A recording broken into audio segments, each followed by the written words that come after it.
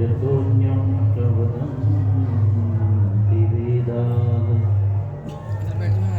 तेनैकरूपो निखिलाश्रयो यः तं श्रीकबीरं मनसा स्मरामि तं श्रीकबीरं सततं नमामि।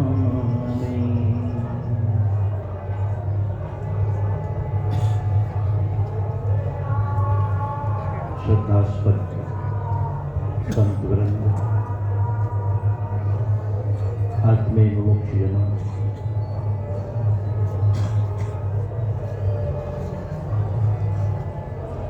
कुंभ क्षेत्र में आचार्य गद्दी के प्रथम स्थान तस्या में आप सभी विराजित हैं।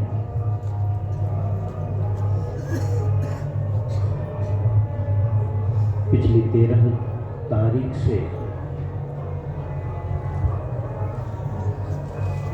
हमारी ये अन्न क्षेत्र छावनी लगातार आपकी सेवा में है। आवास, भोजन, सत्संग, हर प्रांतों से लोगों का आना जाना हुआ है, आए हैं, अभी भी आ रहे हैं, अभी भी आने की सूचना प्राप्त हो रही है। अब तो पहले की तरह भीड़ नहीं रही।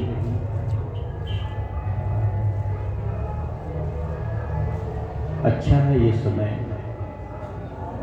दर्शन के लिए, स्नान के लिए, सत्संग के लिए। प्यारे सुनो, सदगुरु का कथन है, मनुष्य का जीवन दुर्लभ है। 3 बातें दुर्लभ बताई साहब ने। मानुष तन, सदगुरु मिलन, मोक्ष की इच्छा हो। ये 3 बातें बड़ी दुर्लभ है। मानुष तन, सदगुरु मिलन, मोक्ष की इच्छा हो। आदि शंकराचार्य जी ने भी इसे इस तरह कहा है, दुर्लभम त्रयम् एव एतत् देवानुग्रह हेतुकम्। दुर्लभम त्रयम् एव एतत् देवानुग्रह हेतुकम्। मनुष्यत्वं, मुमुक्षुत्वं, महापुरुष संश्रयः। आप सभी अपनी जगह में खड़े हो जाए। बोलो सद्गुरु कबीर साहेब की, बंसी हुजूर साहेब की जय।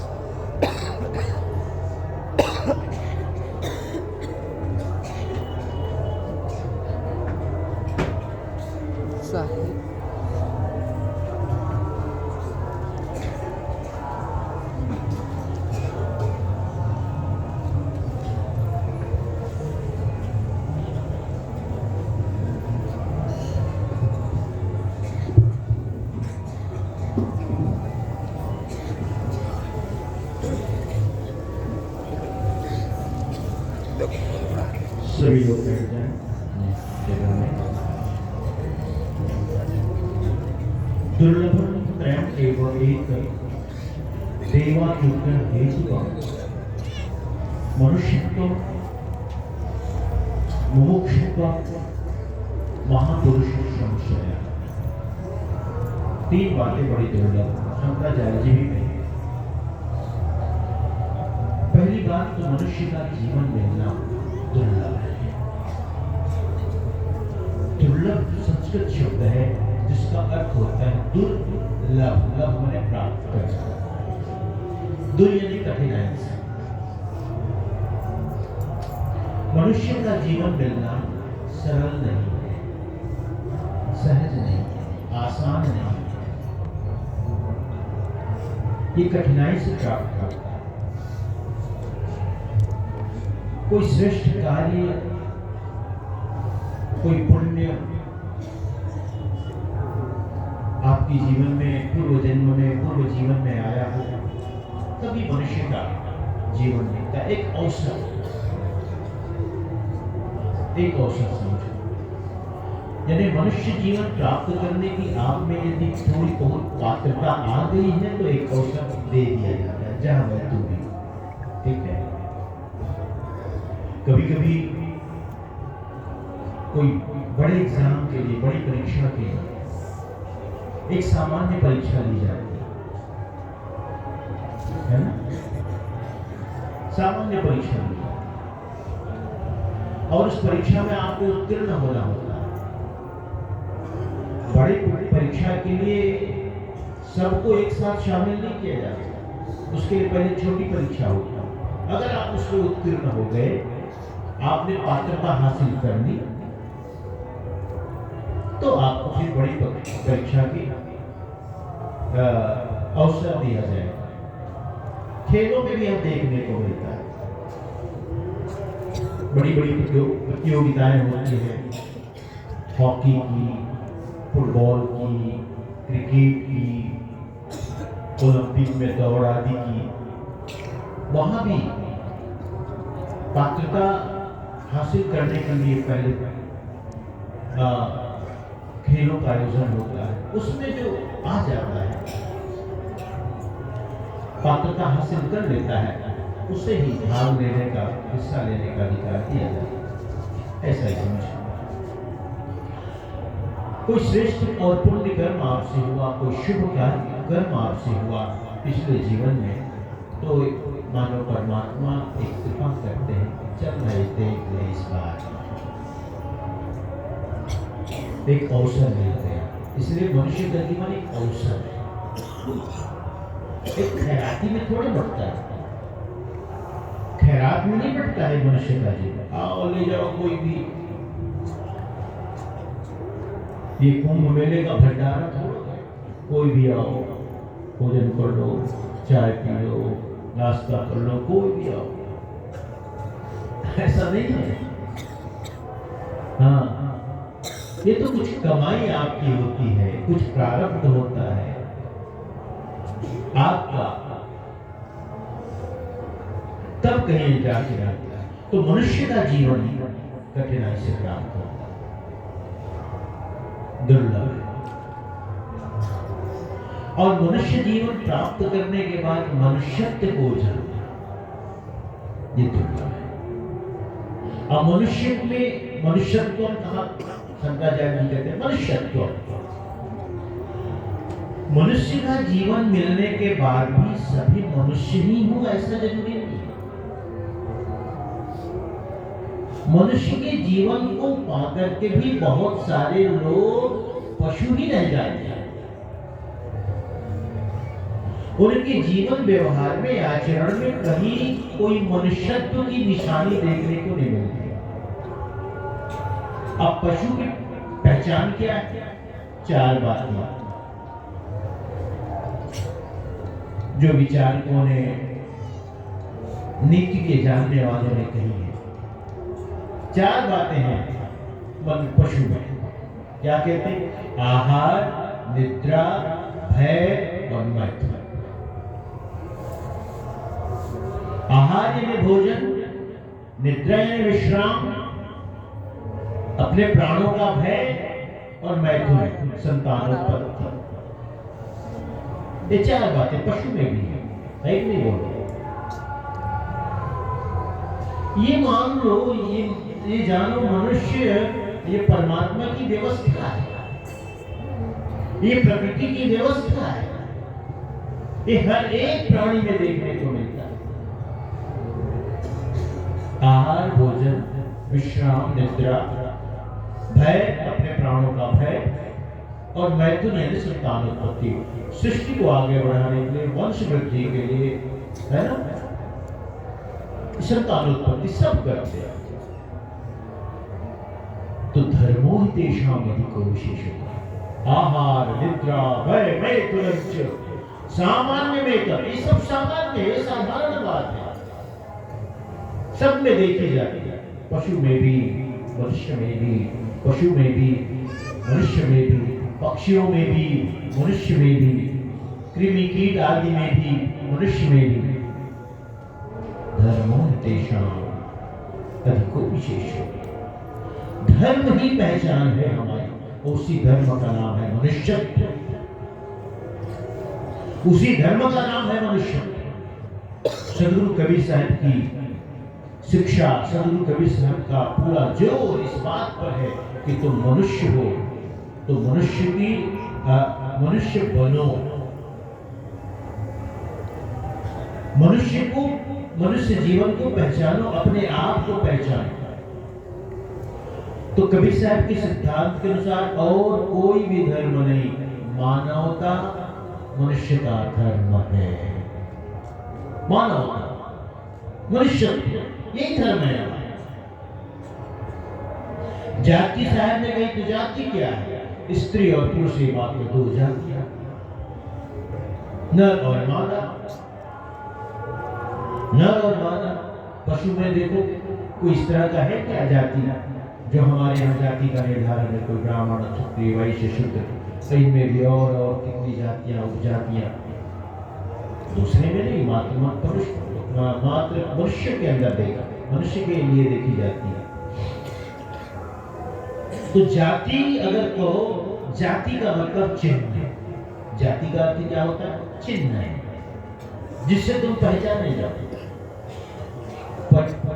पुरुष का अपना एक चिन्ह है जिससे वो पहचाना जाता है, स्त्री का अपना चिन्ह है, यानी जो भेद करे, दो में भेद करे, वो चिन्ह का नाम जाति है। मनुष्य तो मनुष्य की पहचान, मनुष्यता की पहचान, और ये मनुष्यता की पहचान बिना गुरु के संभव नहीं है। एक गुरु के द्वारा हमें प्राप्त करते हैं। वस्तुतः जन्म से हम तथाकथित सब शुद्ध हैं। जन्म हो जाए ते शुद्धो, जन्म से हम सब शुद्ध ही होते, शुद्ध के रूप में पैदा होते हैं। और गुरु के पास आकर ही हम ब्राह्मण होते हैं। गुरु के पास,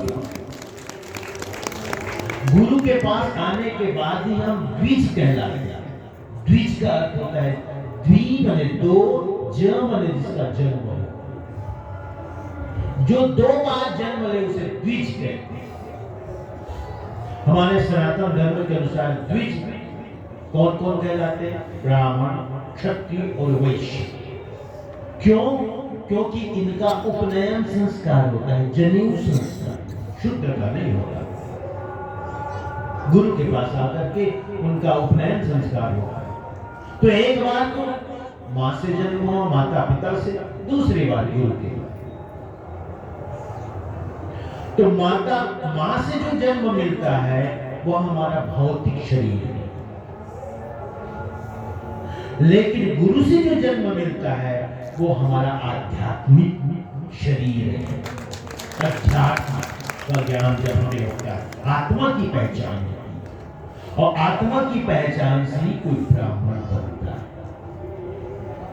इसलिए गुरु के पास आए बिना कोई ब्राह्मण नहीं हो सकता, नहीं होगा। और ब्राह्मण का मतलब है जो मनुष्यता की पहचान कर ले, मनुष्यत्व को जान ले।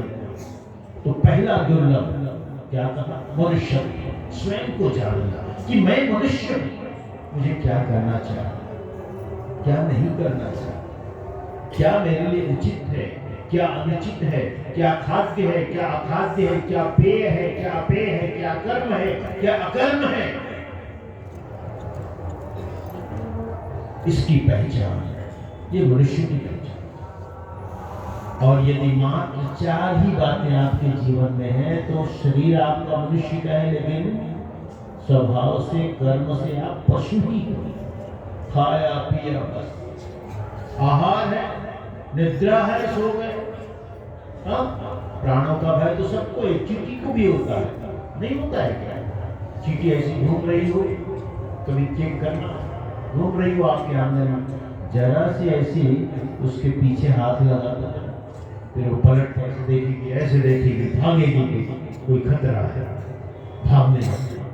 तो प्राणों का भय तो छोटे से छोटे जीव को हो जाता है। कौन बड़ी बात है? संतानोत्पत्ति भी सब करते हैं। अगर इतना ही है जीवन में तो आप मनुष्य नहीं हो।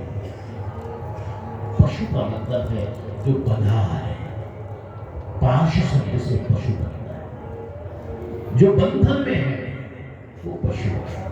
और यदि आप भी बुरी आदतों से, बुरे कर्मों से, आसक्तियों से, वासनाओं से सब बंधे हुए, मुक्त नहीं आपका जीवन, आप पशु हैं, आप पशु हैं। तो पशुता से मुक्ति कैसे मिलती है? गुरु की शरण में आने के बाद। गुरु की शरण में आकर ही मनुष्य बनता है, बाकी तो पशु ही है। दूसरी बात, मनुष्यत्व, मुमुक्षुत्व। वैसे साहब ने जो कहा है उसमें मोक्षा कहते मानुष्य सद्गुरु मिलन। शंकराचार्य जी ने सद्गुरु मिलन को बाद में कहा। मनुष्यत्व मुमुक्षुत्व महापुरुष संशय। लेकिन देखो छंदों का अपना नियम होता है, मात्राएं होती है और सब चीजें होती है ना, इसलिए आगे पीछे शब्दों को कर लिया जाता है, लेकिन वस्तुतः क्रम यही है। मनुष्यत्व यानी मनुष्य के जीवन को पहचानना, मनुष्यत्व को पहचानना, और महापुरुष संशय। पहली बात तो अपने आप को जानो कि मेरे जीवन का उद्देश्य क्या है। कस्तुम कोहम कस्तुम कुत आयात कामे जननी कोमे तात इति परिभावय, इति परिभावय स्वप्न असारम। ये शैपट पंजरी का श्लोक है शंकराचार्य जी का। सर्वम त्यक्त्वा सर्वम असारम कहते हैं, कुछ ऐसा है। को हम, मैं कौन हूँ, तुम कौन हो, इसकी जब हमारे अंदर, इसका जब हमारे अंदर प्रश्न पैदा होता है तो इसके लिए फिर गुरु की तलाश शुरू होती है। मैं क्यों आया इस जगत में? मैं कौन हूँ? आप कौन हैं? मेरी माँ कौन है? मेरे पिता कौन है? मेरे जीवन का उद्देश्य क्या है? मैं कहां से आया? मुझे कहां जाना है?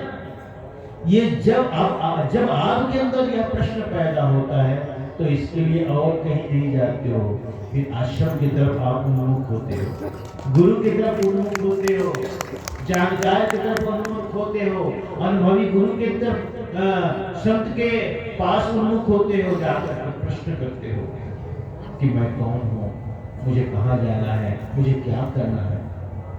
तो महापुरुष की संगति यानी गुरु का मिलन। दूसरा, अगर मनुष्यत्व की पहचान हो गई तो गुरु की प्यास जगे। अब गुरु के पास आने के बाद भी, जैसे आप सब लोग हैं गुरुमुखी, बहुत लोग होते हैं गुरुमुखी, आते हैं गुरु के पास, आते हैं, क्या हमारी तो जलन चलती है। अच्छा। गुरु के पास भी बहुत लोग आते हैं, उनके जीवन में संयम भी है, नियम भी है, खान पान की स्वच्छता है, सात्विकता है, पवित्रता है, सब। इतनी सी बात नहीं बनती। गुरु के पास आने के बाद फिर अगर आपके अंदर मोक्ष की इच्छा नहीं है कि मैं मुक्त हो जाऊं, मोक्ष को प्राप्त कर लूं, सद्गति को प्राप्त कर लूं, सतलोक को प्राप्त कर लूं, स्वयं को जान लूं, अगर यह भाव नहीं हुआ तो यह भी अधूरा है। यानी ये तीन बातें बड़ी अधूरा। गुरु के पास आने के बाद वही मत ठहर जाओ, उतने में ही मत ठहर जाओ कि साहब हमारा तो खान पान शुद्ध हो गया, अच्छा हो गया, हम चौका आरती भी कराते हैं, सत्संग भी कराते हैं, साल में एक बार आते भी हैं, ये तो ठीक है। ये तो गुरु भक्ति के अंतर्गत है। लेकिन गुरु के पास आने